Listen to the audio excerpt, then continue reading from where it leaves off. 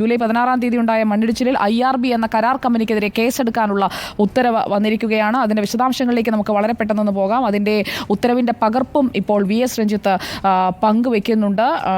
ഇതിൽ IRBക്കെതിരായ അന്വേഷണം ഉണ്ടാകും എന്നതാണ് നമുക്ക് വ്യക്തമാകുന്ന കാര്യം. VS രഞ്ജിത്ത്, ഇപ്പോൾ ഈ ഉത്തരവിൽ പറയുന്ന കാര്യങ്ങൾ എന്തൊക്കെയാണ്? കരാർ കമ്പനി അവിടെ നടത്തിയ NH-66ന്റെ ആ ഷിരൂർ റീച്ചിൽ നടത്തിയ നിർമ്മാണ പ്രവർത്തനം അശാസ്ത്രീയമായിരുന്നു അത് എന്നുള്ളത് അവിടെ എത്തുന്നവർക്ക് ഒറ്റനോട്ടത്തിൽ ബോധ്യപ്പെടുന്നതാണ്. ഇതിലിപ്പോൾ കേസെടുത്തിരിക്കുന്നത് എങ്ങനെയാണ്? സുധിയ, തീർച്ചയായും ഈ അശാസ്ത്രീയമായ നിർമ്മാണത്തിനെതിരെ കേസെടുക്കണം എന്നൊരു ആവശ്യം നേരത്തെ തന്നെ ഉണ്ടായിരുന്നു. ഇതിപ്പോൾ കേസ് രജിസ്റ്റർ ചെയ്യാൻ അങ്കോളയുടെ സിവിൽ കോടതി ഉത്തരവ് വന്നിരിക്കുകയാണ്.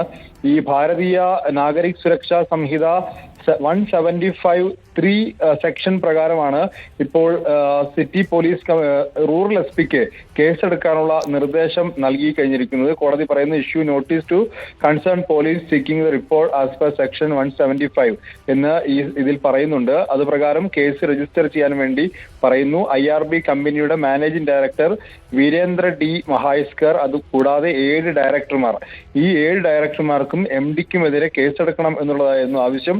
അത് പ്രകാരം കേസെടുത്ത് അന്വേഷിക്കാനാണ് സിവിൽ ജഡ്ജിന്റെ ഉത്തരവ്, അങ്കോള സിവിൽ കോടതിയുടെ ജഡ്ജിന്റെ ഉത്തരവ്.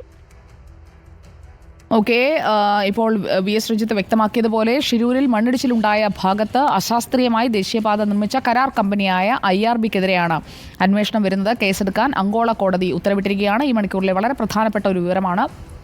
അശാസ്ത്രീയമായ പാത നിർമ്മാണം 11 മനുഷ്യജീവനുകളാണ് എടുത്തത്. 3 പേരെ ഇനിയും കണ്ടു കിട്ടിയിട്ടില്ല. അർജുനും ലോകേഷും ജഗന്നാഥനും ഒക്കെ എവിടെയാണെന്ന് പോലും അറിയാത്ത സാഹചര്യം. അർജുൻ്റെ ട്രക്കിനായുള്ള തെരച്ചിൽ തുടരുമ്പോൾ അവിടെ ഇങ്ങനെയുള്ള ഒരു മണ്ണിടിച്ചിലിന് ഇടയാക്കിയ കരാർ കമ്പനിക്ക് നേരെ അന്വേഷണത്തിന് ഉത്തരവിടുന്നു കോടതി.